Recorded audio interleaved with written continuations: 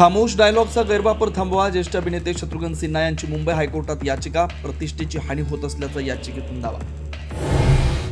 मुंबईत कुणाल कामराची हक्कभंग समितीसमोर सुनावणी. एकनाथ शिंदे यांच्यावरील विडंबनात्मक गीत केल्यामुळे कारवाई. पुढील सुनावणी 10 मार्चला होणार.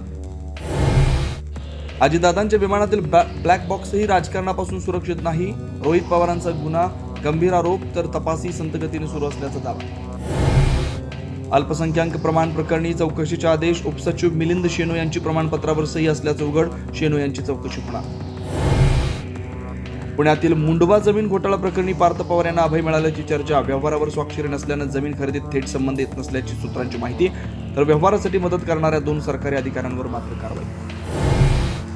तुमचा दाभोळकर करू. शिवभक्तांकडून हर्षवर्धन सपकाळे यांचा धमकीचा दावा. तर माफी न मागितल्यास महाराष्ट्रात फिरू देणार नाही. शिवभक्तांचा व्हिडिओ पोस्ट करून इशारा. महादेव मुंडे हत्या प्रकरणी दोघांची नार्को आणि एकाची ब्रेन मॅपिंग टेस्ट होणार असल्याची माहिती. नार्को टेस्ट झाल्यास सत्य समोर येणार.